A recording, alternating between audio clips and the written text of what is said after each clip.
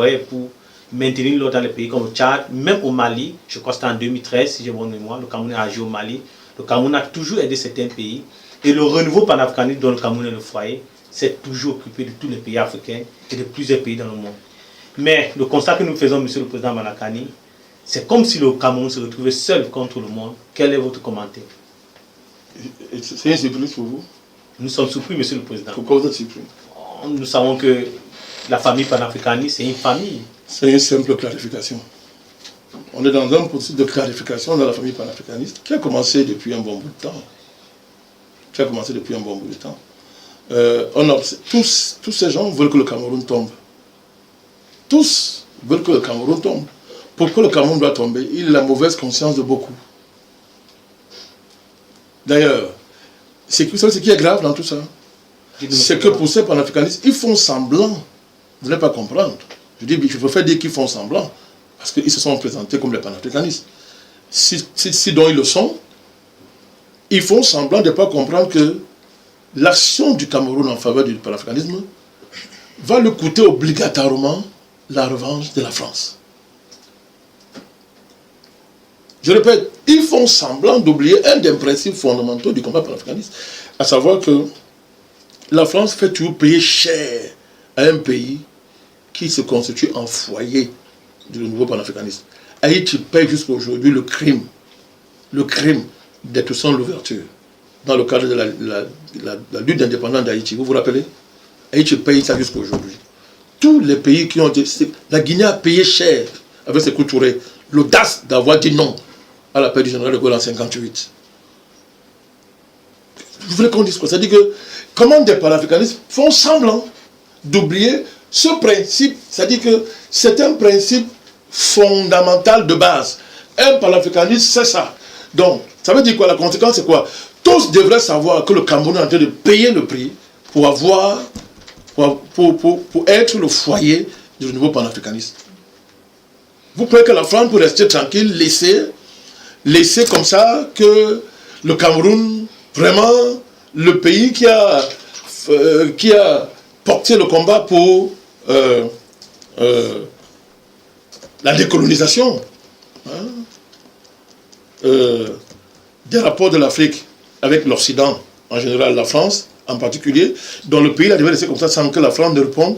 Nous sommes en train de vivre la réponse de la France à ce qu'ils appellent le crime des Camerounais. Et ce crime-là n'a pas commencé aujourd'hui. C'est un vieux crime. C'était le crime des Oumniobé, des Wandje, des Moumiers. On les a fait payer sa chair. Madame, ça a été payé cher et on continue à payer sa chair. Puisque jusqu'à aujourd'hui, il y en a qui les appellent bandits. Bandits. Et le dernier crime de Macron, sa fausse reconnaissance là, vous croyez que c'est quoi? Donc, je ne suis pas surpris. Je prends acte, et tous les Africains, on est tous en train de voir comment, effectivement, le Cameroun n'a pas été lâché. Le Cameroun clarifie simplement le paysage panafricaniste. Les Camerounais ont donné leur poitrine, comme ça, donné leur poitrine pour le compte des pays africains. Sous la protection du patriarche Biya, qu'aujourd'hui ils insultent des vieillards. Des vieillards. Le Cameroun a donné sa poitrine comme ça. L'État camerounais aurait pu dire que vous m'arrêtez ça. Mais qu'est-ce qu'on a fait au Bénin? Quand on fait subir le panafricanisme au Bénin,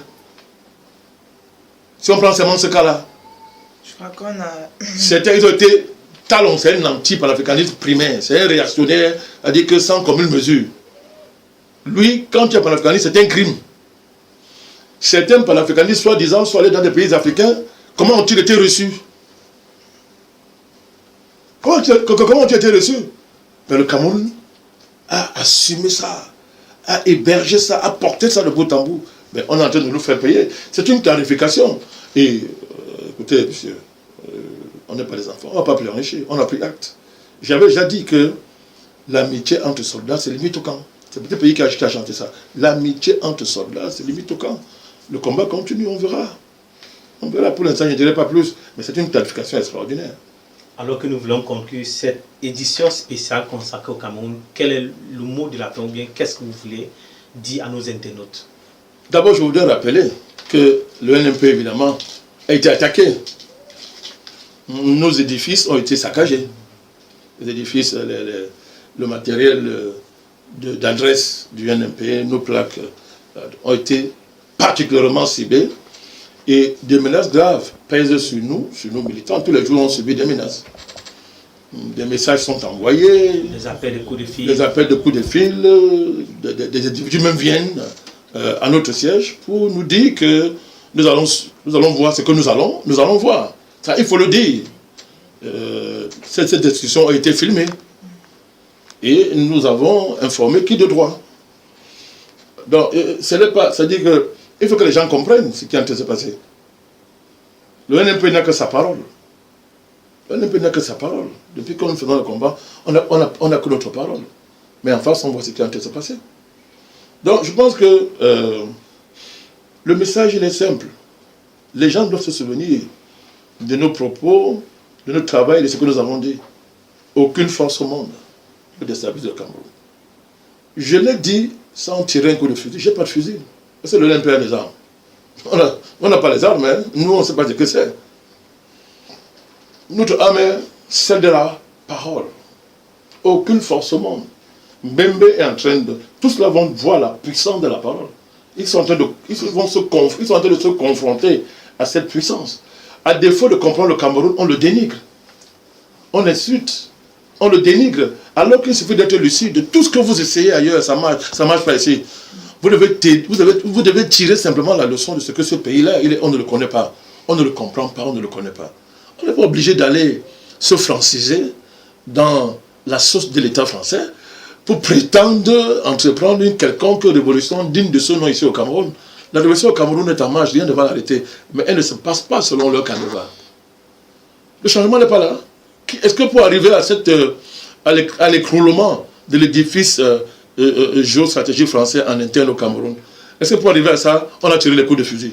Les évolutions propres même à cet état-là, par le génie historique camerounais et par le génie même de cette nation, de par les complexités qu'il a structure, sont en train de détruire cet édifice géostratégique. Et ils sont perdus, la France est perdue. Elle ne comprend pas. Il faut admettre ça. On ne comprend pas ce pays, on ne le comprend pas, on ne le connaît pas. On ne connaît pas sa vocation. Tous ces gens-là qui sont debout contre le Cameroun, moi ce qui m'amuse, c'est que je constate, ils ne connaissent pas le Cameroun. S'ils connaissaient le Cameroun, ils n'auraient pas osé l'affronter. Vous verrez ce qui va arriver à ces gens. Ils n'ont pas seulement affaire à l'État du Cameroun. Non, ils n'ont pas affaire au président de l'État du Cameroun. L'État du Cameroun doit réagir en tant qu'État, mais ils ont affaire au Cameroun profond qu'ils ne connaissent pas. Le Cameroun des arcanes. Et ce Cameroun-là est debout comme un seul homme pour les barrer le chemin. Et les armes de ce Cameroun-là, ce ne sont pas les armes de guerre classiques. Et ceux qui ne comprennent pas. Mais nous, on parle au nom de ce Cameroun-là. Nous, on parle au nom de ce Cameroun-là. Et notre verbe-là, le verbe-là, ça nous suffit. Notre arme-là, c'est le verbe comme je suis en train de parler là. C'est tout. Donc, dois-je encore rappeler ça? Qu'aucune force au monde peut déstabiliser le Cameroun? Dois-je encore rappeler ça? Dois-je rappeler à Mbembe qu'il faudrait qu'il assume ses propos? Dois-je rappeler à ces gens-là qu'ils voilà, ils vont être devant la réalité? Mais l'issue de l'élection aussi, est-ce que le LNP l'a pas? Est-ce qu'on ne l'a pas averti? C'est pour ça que nous avons dit qu'on n'est pas candidat. Nous, on n'est pas dans ça. Nous, on a dit, nous, on travaille avec le Cameroun qu'ils ne connaissent pas. Nous, on a la jonction du Cameroun visible et du Cameroun invisible. Comment allez-vous vaincre le Cameroun visible quand vous ne connaissez pas le Cameroun invisible? Quand on a fait les émissions ici sur les scénarios à court moyen terme du Cameroun, qu'est-ce que j'ai dit à ces candidats? Qu'on ne prend pas le Cameroun parce qu'on prétend avoir gagné. Le Cameroun, ce n'est pas seulement par les urnes. Il y a les urnes physiques et il y a les urnes invisibles. Vous pouvez gagner dans les urnes visibles. Mais si vous perdez dans les urnes invisibles, vous ne passerez pas au Cameroun. C'est un pays trop complexe. Ils ne connaissent pas ça. Ils sont en train de voir ça. Ils sont en train de vivre ça. Quand on le dit, ce n'est pas une caution qu'on donne au régime qui est là. Non, pas du tout au contraire. Mais la meilleure façon de mettre ce régime en difficulté, ce n'est pas de l'affronter sur le terrain classique. C'est de l'affronter sur le terrain de la vocation même du Cameroun. ne savent pas gérer ça. Ils ne savent pas gérer ça. J'ai une pensée pour toutes ces populations qui sont en colère. Je ne finirai pas mon propos. Je comprends le peuple, je comprends la population qui est en colère. Je comprends cette colère. C'est la résultante de l'inadéquation du modèle néocolonial. Notre administration n'a pas compris qu'il fallait prendre ça en charge très vite. C'est pas facile, hein. Je ne céderai pas au charme de la mode. Moi, je suis fidèle dans mes options, l'option néocoloniale, mais dans le colonial, il y a une responsabilité qu'on ne peut pas nier. Mais l'inadéquation de ce modèle-là est une réalité aujourd'hui qui nous rattrape au visage. Il faut construire un nouveau modèle. Nous sommes en solidarité avec les populations qui souffrent. J'ai une pensée pour tous ces gens qui ne peuvent pas sortir de leur maison depuis des jours. Les gens qui vivent dans l'angoisse, stressés, parce que les lendemains sont obscurs. J'ai une pensée pour tous ces gens. On est ensemble, parce qu'on vit là-dedans. Moi, je ne vis pas à l'étranger. Je ne vis pas dans les lieux, dans les quartiers cossus. Je ne vis pas. Moi, je suis dans l'insécurité avec le peuple. Je suis dans l'insécurité avec... On vit là-dedans. On est là-dedans, là. On vit là-dedans. Nous sommes des authentiques hommes du peuple. On est là-dedans. Donc, je pense à tout ça. Je pense à nos FMO. Je vois travailler, il y en a qui ne dorment même pas. Je pense aux autorités administratives de la région du littoral, de la ville de Douala. Tout ce que cela exige. À tous ces gens, je voulais dire, un grand destin dans le Cameroun. C'est une transition tumultueuse. Mais dans ce tumulte-là, il faut savoir décoder les messages qui viennent des profondeurs. Justice sociale, égalité des chances, émancipation économique, transformation radicale du système de gouvernance dans nos pays. Il faut écouter ce message qui vient des profondeurs. Je pense qu'il faut qu'on se donne la main pour interpréter ça et inventer un nouveau cap. Et je souhaite au nouveau président élu d'avoir toute la lucidité pour saisir ces messages-là et les transformer en mesures politiques, économiques, sociales, etc. Voilà le message que j'avais. Alors que nous voulons terminer cette édition spéciale consacrée au Cameroun, nous mettons à l'endroit de nos internautes quelques points qui ont retenu notre attention durant ce direct. Nous rappelons que le président... J'aurais un mot pour la fin. Si, président, c'est vous l'invité d'honneur, l'invité de marque sur ce plateau. Nous rappelons que le président Banakani, comme d'habitude, s'est incliné et, devant les familles endeuillées. Il a eu une pensée pour la famille du jeune tombé, dont il a une proximité avec la famille. Le président Banakani a élevé quelques équivoques en disant qu'il n'est pas bon de stigmatiser une communauté. Quand il parle du nordisme, c'est une construction politique et géopolitique de la France. Pour le président Banakani, le nordisme, ce n'est pas une communauté. Il faut faire confiance à la justice. Ils pourront désigner les vrais coupables du désordre qui se passe en ce moment. Le président Banakani a salué les forces de l'ordre, notamment leur sens élevé du professionnalisme. Dans l'entame de l'émission, le président Banakani a indiqué que cette élection est la plus difficile et que le patriarche président Paul Biya était face à lui-même. C'est pour cela que le NMP s'est démarqué de tous les acteurs politiques et de toutes les dynamiques qui avaient cours, et le NMP a demandé une action exceptionnelle du vrai Dieu en faveur du Cameroun. C'était lors de ce 3e congrès. Il a poursuivi en disant qu'il constate que les acteurs de ces élections, pour certains, n'ont pas pour le débat central le Cameroun. C'est pour cela que le NMP s'est rangé. Non pas pour enjeu central. Non pas pour enjeu central, je vais dire merci président le Cameroun. Et c'est pour cela que le NMP s'est rangé du côté du Cameroun pour être le candidat du Cameroun.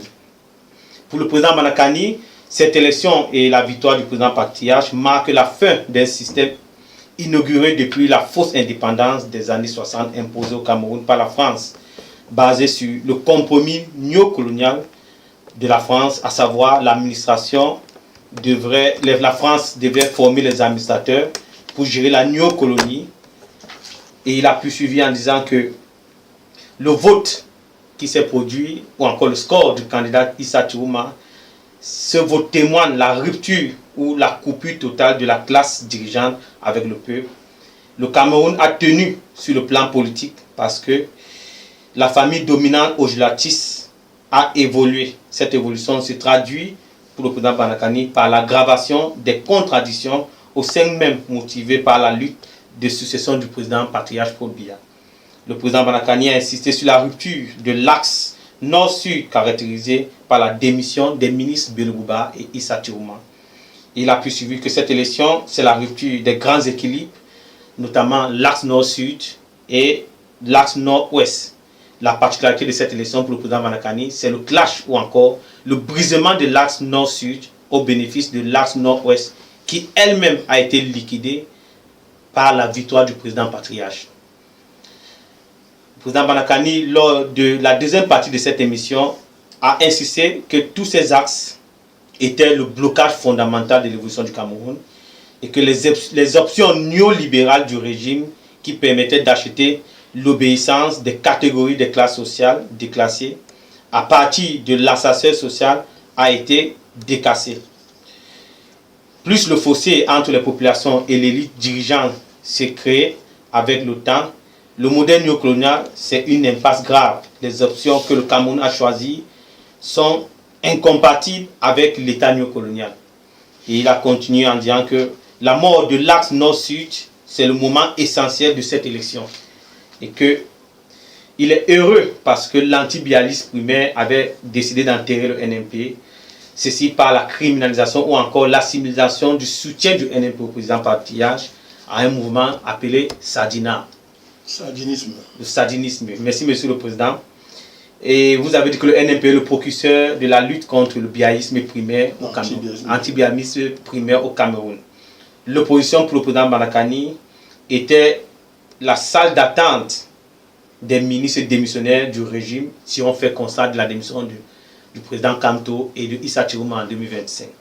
Le clivage Sadina et anti-Sadina n'avait rien. Il avait un rôle historique et comme le président l'a dit, désigner les patriotes et d'autres partis comme des agents de la France. Pour le président Banakani, la souveraineté s'impose même pour la survie de la classe dominante. Et il a poursuivi dans le cadre de l'analyse et la bonne compréhension du concept de l'endocolonat. Il a dit que l'endocolonat peut être divisé en trois ou peut être comprise en trois. Il a parlé de l'endocolonat de situation et l'endocolonat de conscience et de fabrication. Pour le président Banakani, l'endocolonat de fabrication, c'est une puissance coloniale pour administrer un État construit par le colon. L'endocolonat de situation est constitué par l'ensemble du fonctionnariat dégagé par l'existence néocoloniale pour maintenir son fonctionnement. L'État néocolonial, avec le temps, peut fabriquer ou former ses cadres administratifs, même si l'esprit reste néocolonial. Le président Banakani a dit l'endocolonat de conscience, c'est la mutation de l'endocolonat de situation, liée à l'évolution politique et géopolitique animée par les conflits de génération. Pour le président Banakani, tous ces endocolonats ont les mêmes caractéristiques. Ce sont des fonctionnaires et il a rappelé que certaines personnes peuvent l'oublier. Même les militaires sont des fonctionnaires. Pour la Côte d'Ivoire, le président Banakani a poursuivi en disant que la comparaison Côte d'Ivoire-Cameroun, c'est pour cacher le vrai visage et que ce vrai visage, c'est le masque de la propagande où la vraie question se trouve, c'est la question de la recolonisation de ces États. Et il a dit, la vraie comparaison, c'est le processus d'ivoirisation du Cameroun à travers la question du Nord. Le président Banakani, concernant Achille Bembe, a dit, Bembe projette sur le Cameroun ses propres ténèbres. La difficulté que la France a aujourd'hui, c'est la présence du renouveau panafricaniste qui l'a fait reculer. Sinon, le Cameroun serait déjà déstabilisé. Pour le président Banakani, les manifestants sont manipulés et pour la plupart, ce ne sont pas des Camerounais. Pour le président Banakani, il dit qu'il y a une conspiration pouvoiriste ethnique manipulée par la France et ce n'est pas un mouvement nationaliste comme les années 90. Le président Banakani a poursuivi en disant que le Cameroun est la mauvaise conscience pour beaucoup. C'est pour ça que plusieurs panafricanistes n'ont pas prêté main ou encore soutenu le Cameroun. Il a poursuivi en disant que les clivages ou encore la question de clarification des vrais panafricanistes s'arrête sur le dossier du Cameroun. La France fait toujours payer pour le cher un pays qui se constitue en foyer du panafricanisme, c'est un principe fondamental de base que ces panafricanistes ont eu tendance à oublier. Pour le président Banakani, la réponse de la France à ce que vous avez appelé au crime des Camerounais qui date depuis longtemps. Donc le président Banakani, pour conclure, a dit que la France, dans sa conspiration pour faire payer cher au Cameroun, c'est la réponse au crime camerounais qui date depuis la grande guerre nationaliste UP6. Et vous avez chuté par les phrases prophétiques qu'un grand destin attend le Cameroun, et votre phrase fétiche qui fétiche le Cameroun en ce moment, aucune force au monde ne peut déstabiliser le Cameroun. C'est là la quintessence ou encore des points que nous avons retenus durant ce direct spécial consacré au Cameroun. Monsieur le président Banakani, le mot de la fin. Mais il ne faut pas, quand on parle de la préservation du Cameroun, il y a l'action des panafricanistes et il y a aussi le génie politique du chef de l'État, l'État camerounais. Il faut donner à César ce qui appartient à César. Nous vous reconnaissons dans votre humilité, monsieur le président Banakani. Donner ça à César. Il y a un génie politique du chef de l'État camerounais, ça on ne peut pas le nier, c'est reconnu, hein, sauf pour ceux qui le haïssent. L'élection a démontré l'impasse dans laquelle se retrouvait l'antibianisme primaire, est caractérisé par le fait que tout le monde a vu que c'est un homme qu'on déteste, on hait quelqu'un. Puisque un ministre peut gouverner plus de 40 ans, 20 ans, démissionner à 2 mois d'une élection, on oublie, on dit que non, tu es meilleur, on te préfère à celui qui t'a fait confiance, qui t'a pratiquement fabriqué politiquement. Il y a des gens que vous rencontrez dans la rue, ils vous disent que non, monsieur Cameroun brûle, qui partait d'abord, qu'il doit partir. Bon. C'était le plus un débat politique, c'est la sorcellerie, c'est autre chose. On voit bien que derrière l'antibianisme primaire, il y a un esprit. Ça va au-delà de la politique classique. Il y a un esprit qui est basé sur la haine d'un individu.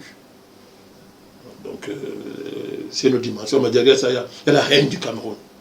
La haine du Cameroun. Le Cameroun dérange à cause de sa vocation, à cause de son statut, à cause de ce qu'il représente. Dérange. Donc, c'est important de le dire. Alors, je voudrais terminer par, puisque on parle beaucoup de cet engagement extraordinaire qui est le nôtre quand nous disons qu'aucune force au monde ne peut déstabiliser le Cameroun. Je suis allé même loin. J'ai dit, si vous mélangez toutes les puissances de la Terre, elles peuvent pas déstabiliser le Cameroun. Pourquoi je le dis? Parce que je crois au vrai Dieu qui protège ce pays. Je ne voudrais pas finir l'émission sans remercier le vrai Dieu, que nous avons convoqué lors du congrès au mois de 2024 pour qu'il fasse une action exceptionnelle pour notre pays. Ceux qui ont les yeux voient cette action exceptionnelle en cours. Donc je voudrais, au nom du NMP, au nom de tous ceux qui croient au vrai Dieu, ce n'est pas une croyance vulgaire, la véritable foi au vrai Dieu, remercier ce vrai Dieu pour la protection qu'il nous accorde déjà à nous et à notre pays, le Cameroun. Merci, monsieur le président Banakani. Nous disons merci au vrai Dieu qui a su être là pour accompagner l'équipe de production pour terminer ce direct. Nous disons aussi merci, je dis comme ça, un merci à Madame Yemo Stéphanie qui était à côté de moi pour ce direct spécial au Cameroun. Nous disons merci à la cellule d'animation en passant par la cellule de rédaction. Mais surtout un grand merci à notre invité, le pionnier du renouveau panafricaniste, le président Banakani.